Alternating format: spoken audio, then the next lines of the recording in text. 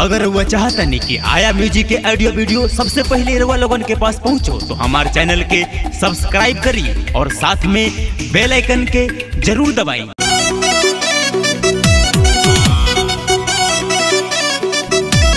लोगों के दिल धड़ काट लेके देखो अनिरोध के आशिक बना लेके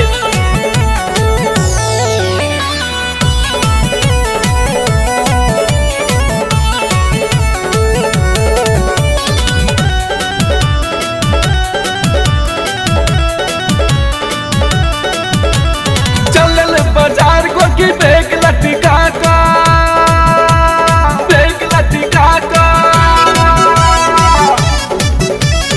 चलल बाजार को की बैग लटका का हिल वाला सैंडल या टैग लचका का कते अनिरोध के आशिक बना लेलकै कते लोगों के दिल धड़का देलकै कते लोगों के दिल धड़का देलकै चलल बाजार को की बैग लटका का हिल वाला सैंडल या टैग लचका का कते अनिरोध के आशिक बना लेलकै कते लोगों के दिल धड़का देलकै कते लोगों के दिल धड़का देलकै।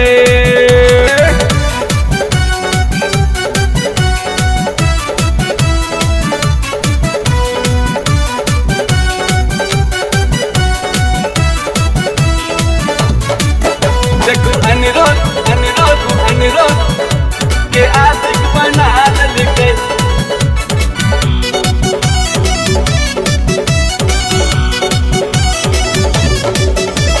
ठोर में लिपस्टिक हेयर बैंड लगा कर टाइट वाला जींस पैंट या वेस्ट लगा कर टाइट वाला जींस पैंट या वेस्ट लगा कर ठोर में लिपस्टिक हेयर बैंड लगा कर टाइट वाला जींस पैंट या वेस्ट लगा कर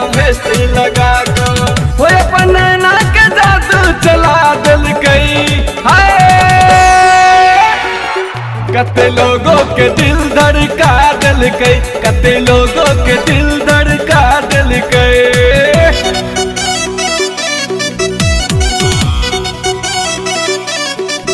कते लोगों के दिल धड़का देलकै देखो अनिरोध के आशिक बना लेलकै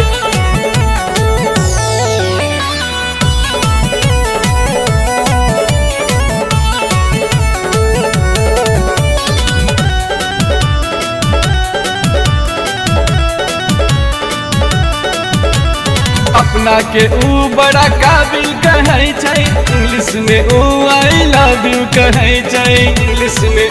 आई लव यू कहै छै अपना के ऊ बड़ा काबिल कहै छै इंग्लिश में ऊ आई लव यू कहै छै ओ आई लव यू के मार्केट बढ़ा देलकै कते लोगों के दिल धड़का देलकै कते अनिरोध के आशिक बना देलकै।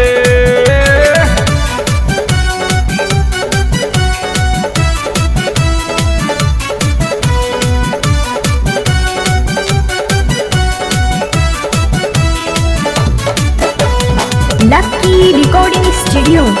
गौर